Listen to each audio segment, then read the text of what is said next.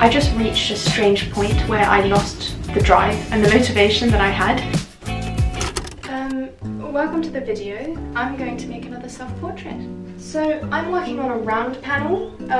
I've never worked on a round panel before, so I'm very excited. Yeah, so I think I'm just going to sketch out my composition and then I'll do a acrylic underpainting.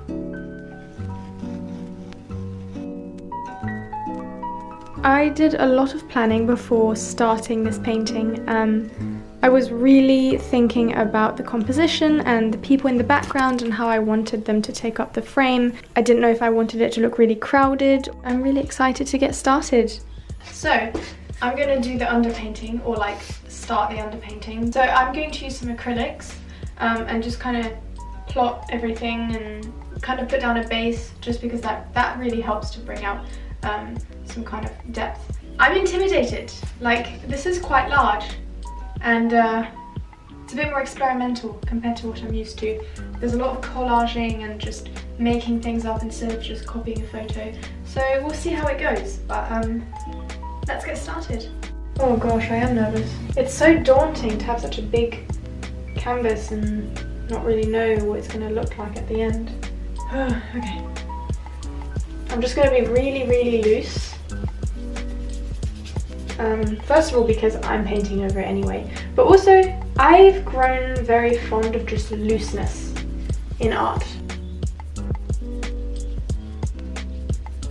I'm just using acrylic paint and water.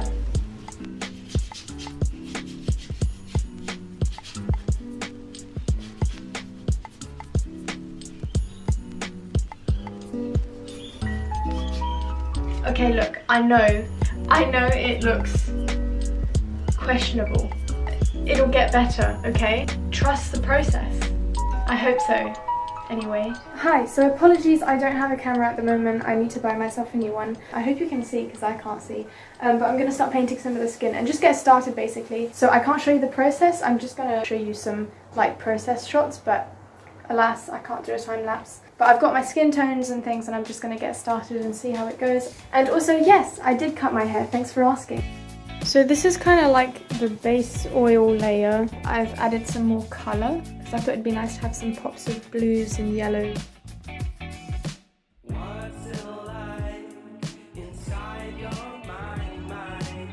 So I think it's going well. I've worked on some more skin tones and I've moved on to the people in the background. So I've been working on the hand and some of the faces.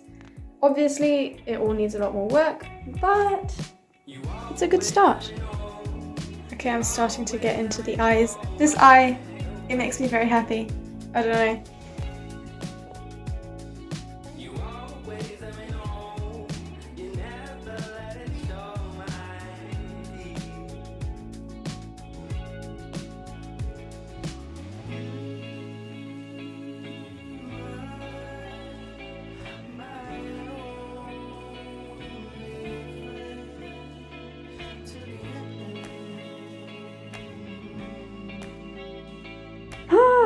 Okay, I'm gonna go to bed, and yes, that is Amber Heard.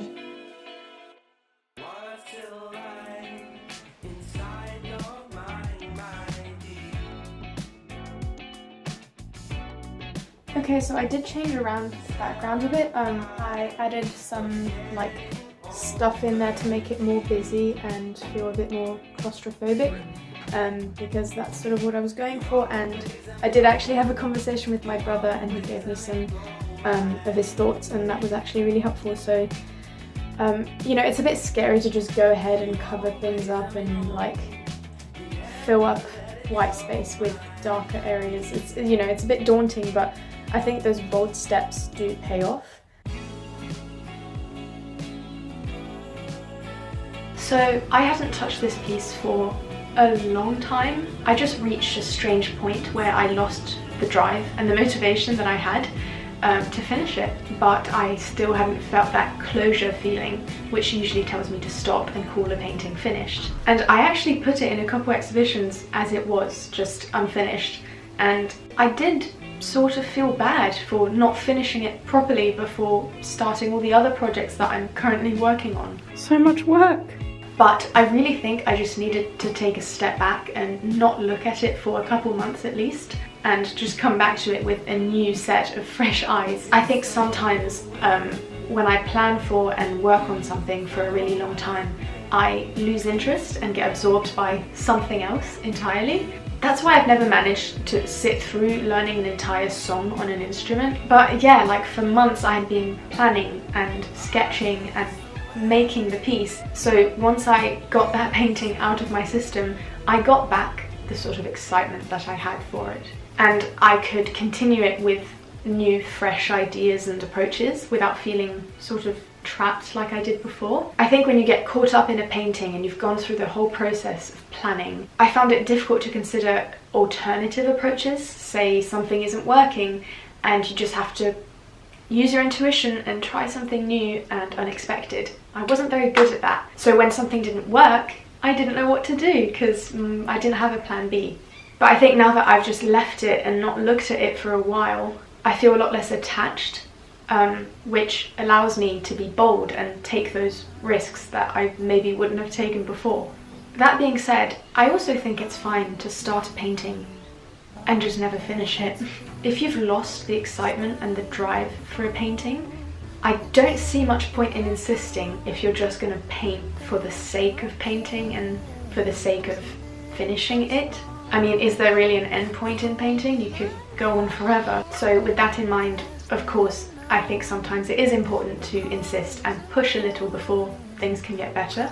But it depends, I guess, it's your call. But I have started to accept that aspect of art. It's like when you start a series and halfway through you just don't like it anymore. I used to be that person that would have to finish it regardless of if I liked it or not before starting another series.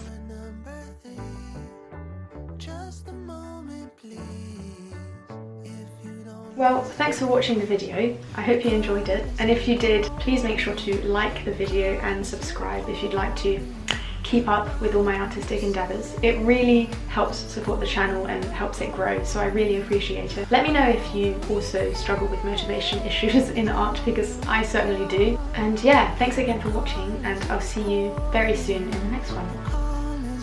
Okay, bye!